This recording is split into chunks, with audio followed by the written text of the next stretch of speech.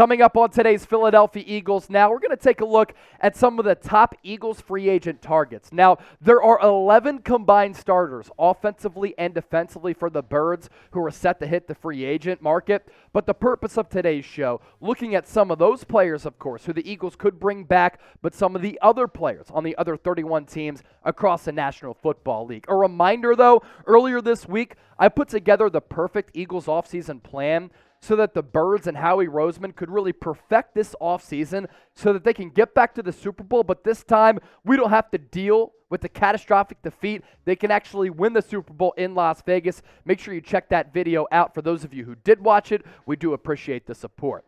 As for my Eagles offseason needs, let's set the foundation with this to start. Couple of needs on this Eagles roster, but of course, this list can change depending on which free agents come back. By the way, free agency, less than a month away. So as of right now, I'd say that cornerback is a big need for Philadelphia for the reasons that we're about to talk about. Defensive tackle is a need. You could use another edge rusher on this squad. Safety, depending on what happens with Marcus Epps and C.J. Gardner-Johnson. Linebacker, running back. I think wide receiver 3, regardless, is something of an area of focus that the Eagles need to hone in on because I've been disappointed by Quez Watkins, and then backup quarterback because Gardner Minshew's set to be a free agent. So the first positional group on this list is cornerback. And what do you know? Leading the top free agent cornerbacks list is James Bradberry of the Eagles. He said after the season wrapped up from his locker following the Super Bowl at the NovaCare complex, as he was packing things up, unfortunately, after that defeat, that he wants to go somewhere where he can win. He wants to go somewhere also where he can get paid and maybe land a long-term contract. And because he's going to be the most sought-after cornerback in this free agency class, he will have an opportunity to cash in. There are other solid cornerbacks on this list. Jamel Dean, I like him for the Tampa Bay Buccaneers. Patrick Peterson is way too old in my opinion. Cameron Sutton of the Steelers. Byron Murphy of the Cardinals. Solid players. I'm more so looking at some of the value plays on this list, like Rock Ya-Sin, Temple legend. Sean Murphy-Bunting of the Buccaneers. And Emmanuel Moseley, who was playing great football for the 49ers prior to him tearing his ACL. Marcus Peters is a little bit old, but because he's been injured the last couple of years, can you get him on a value deal? And then Jonathan Jones rounds out that list as well. But a big reason Bradberry is going to get paid, he was an All-Pro this year, and he played really, really well after getting released by the Giants, and what a bargain deal it was for Howie Roseman to bring him in 1 year, $10 million, because that was below market value for an All-Pro caliber cornerback. Ended the regular season with 3 picks, 17 pass breakups, a Pro Football Focus grade of 80.2, and an overall grade of 74.2. Of course, a lot of people are going to remember him for that hold on Juju Smith-Schuster. I don't want to talk about it because I feel as though I was kicked in the nuts. Now, make sure you subscribe to the channel because we have you covered every single day, all year round, but every single day throughout this Eagles offseason. So if you want the latest intel on who the Eagles might sign, who they might trade for, who they might trade, who they might draft, and then during the season, all the latest news tidbits, subscribe to the channel. Go Birds. This is Philadelphia Eagles Now. To defensive tackle now, James Bradberry leads the list of the best available cornerbacks. Goes to show you how good this Eagles roster is and was in 2022 because Javon Hargrave leads the list of the top free agent defensive tackles. And really, I think it's a 2-horse class here. It's Hargrave, it's Daron Payne. Other than that, it's a steep drop-off to the final 3 players on this list in Dalvin Tomlinson, Zach Allen, and Draymond Jones. Dalvin Tomlinson, more of a nose tackle who stops the run, but Payne and Javon Hargrave both registered double-digit sacks this year. For Payne, he had 11.5. Hargrave, a career-high 11 sacks. And you look at the figures that he was able to put up here in 2022. He was the ultimate disruptor at defensive tackle and right up there with Chris Jones as one of the best DTs in the game this year. And yet again, another good deal for Howie Roseman for what he's been able to bring this football team over the last couple of years. 11 sacks, 57 pressures, 40 hurries, 10 tackles for loss. I wish the grass wasn't such a joke in Glendale, Arizona, because I do believe if they were playing on a regular surface, maybe Hargrave, Hassan Reddick, and the crew could have gotten some sacks on Patrick Mahomes. And because that grass completely neutralized the Eagles' pass rush, I am not making excuses for why they lost that game, but it did play a part in the fact that they had goose eggs for sacks. I want you to type FTG for F the grass in Arizona, and what do you know? The head groundskeeper, a longtime Chiefs fan. Top free agent defensive ends here. Yet again, this list led by another Philadelphia Eagle in Brandon Graham, who in his age 34 season, coming off a torn Achilles, had a career-high 11 sacks. Yannick Ngakoue is a Philly guy. The Eagles have wanted him for the last couple of years in terms of the fan base. Could he finally sign with Philadelphia to add some depth to that position if you let go of some other players on this Eagles defense? Jadeveon Clowney, I think, is better suited as a 3-4 end, but he's, of course, an intriguing name. So too is Marcus Davenport, who 2 years ago had nearly double-digit sacks before he kind of struggled this year. Arden Key of the Jacksonville Jaguars was great for the 49ers 2 years ago. He's more so a player who's really good with a good rest of the defensive line. Charles Omenihu was maximized by the Niners the last 2 years.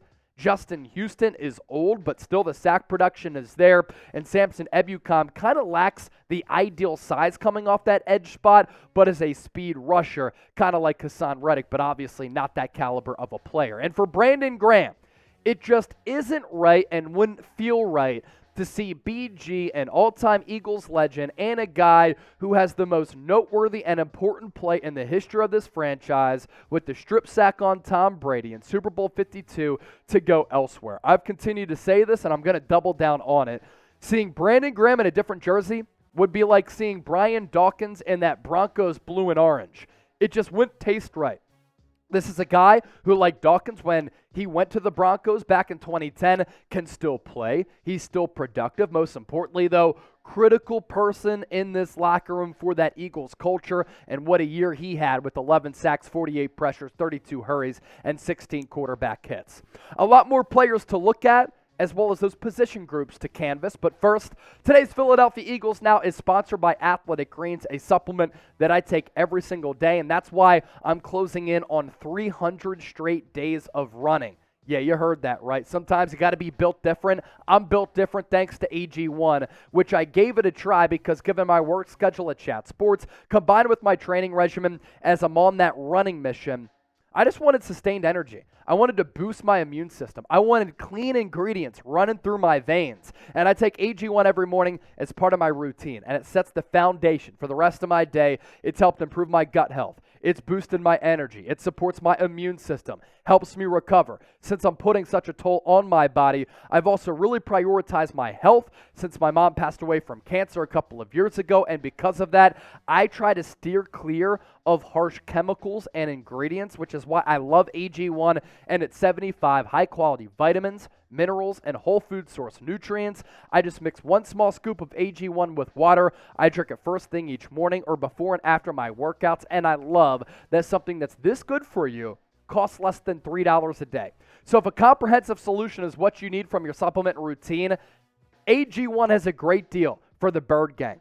A free 1-year supply of vitamin D. Yes, that's right, free. And 5 free travel packs, which is what I was using all throughout the week from Super Bowl Radio Row with your first purchase. Head to athleticgreens.com/chatsports. That's athleticgreens.com/chatsports. To the safety spot now. C.J. Gardner-Johnson, right up there as one of the top 5 available safeties who's set to hit the market in free agency.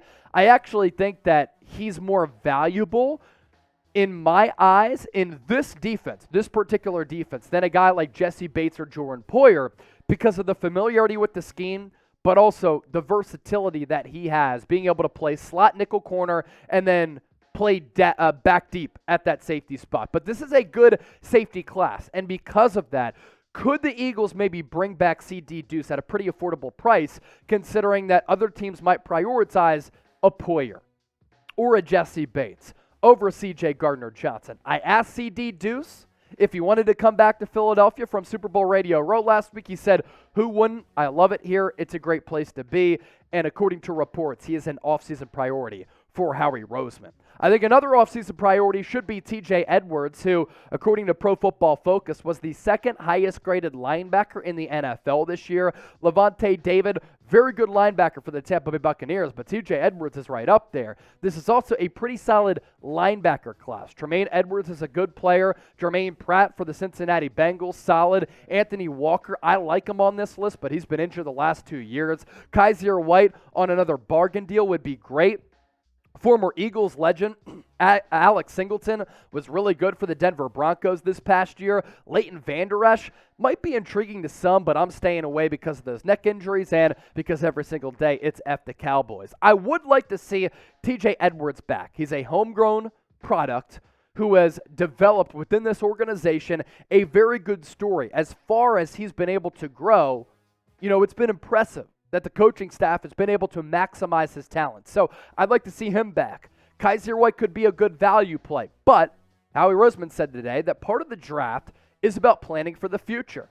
So that's what you have to think about at defensive tackle, with Fletcher Cox going to be a free agent, as well as Javon Hargrave. And they drafted Jordan Davis in the first round, knowing that both of them are going to be free agents this offseason. And then a guy like Nakobe Dean, a great steal. Getting him where you got him in the 2022 NFL Draft. Do the Eagles have plans for him? He's going to need to bulk up a little bit, but his instinctual style is great. And my goodness, he can really, at Georgia at least, sniff out what happens with that opposing offense. So we're going through a lot of the top free agents here. What is the biggest offseason need for the Eagles? They don't have many, but what's the biggest one? Let us know. Top free agency running backs. I've said here on the show, I don't want to pay big-time money to running backs. Miles Sanders enters free agency at a pretty critical moment. Why is that?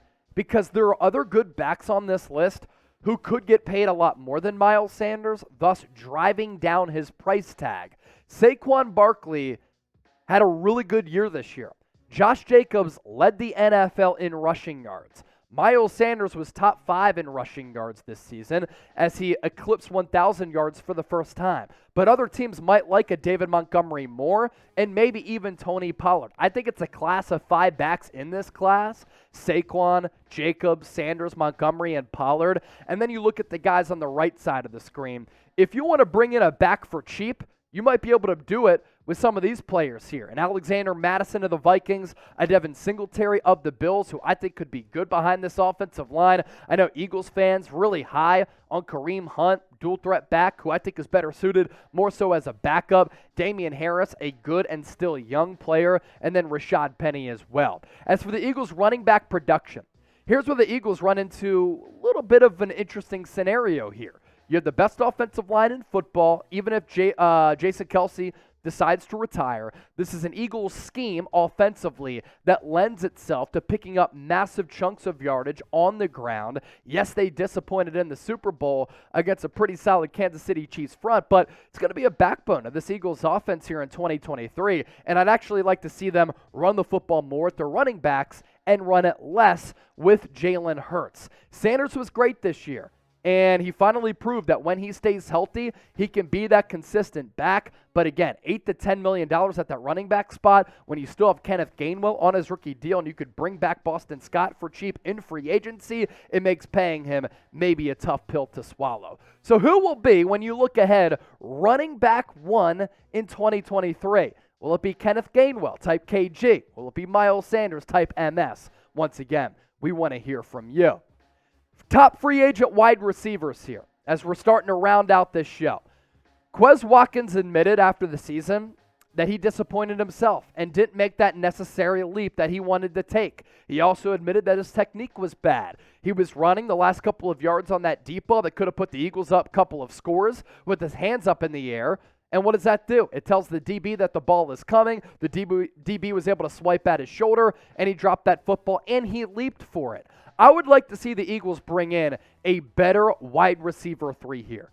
because I just think that it would maximize this offense. They might be a little bit better than Quez Watkins, and it also elevates A.J. Brown and Devontae Smith. And who are you going to stop if you bring in a better option at wide receiver 3 when you have always open A.J. and Smitty at those top 2 wide receiver spots? This wide receiver class, interesting for a couple of reasons. You have some good veterans, and you have some intriguing young players, but you also have some players who are eager to bounce back, who you can get on a contract that is very, very team-friendly, like a Jarvis Landry, who's on this list.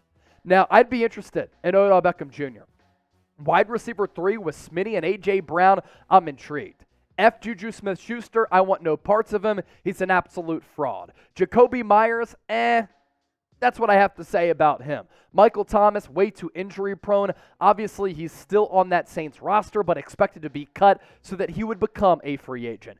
DJ Chark with the Jaguars was good, with the Lions was good. I think that you can get him on a good value play. McCole Hardman can kind of give you what Quez Watkins gives you, a guy who can get vertical, but also be used a little bit more as a Swiss Army knife.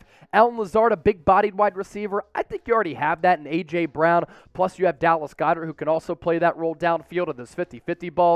Paris Campbell, Julio Jones, way too old, washed, and injury prone. You look at this Eagles wide receiver production. That's why it's pretty intriguing to bring in a better wide receiver 3 here, because you put a solid player next to Devontae Smith and A.J. Brown, who had record-setting campaigns, and this Eagles offense might be difficult to stop once again if Jalen Hurts can once again take another step as a passer. Let's round out with this. Gardner Minshew going to be a free agent. Could demand top dollar as far as backup quarterbacks go in free agency, and simply we seen him play 2 years in a couple of spot starts. I don't think that he's good enough to run this current system. And the Eagles would have to drastically change the system for him to play and have success. A guy who I'd like to bring in, who has familiarity with Nick Sirianni going back to their Colts days, Jacoby Brissett. Sam Darnold is intriguing because he's a good athlete. He can run a little RPO. Baker Mayfield ran RPO and read option concepts at Oklahoma with Lincoln Riley. He's looking to redeem himself. Andy Dalton on this list just because he's a veteran, but my goodness, for a long while it's become clear that he is not all that good. Do you have trust in Howie Roseman? If so, type Howie down below so that he can work his magic. I understand the Eagles have 11 combined starters offensively and defensively who are going to be free agents. Jalen Hurts' contract extension looming. That could be expensive, but if we have trust in anybody to get it right, especially when it comes down to the dollars, it's Howie Roseman.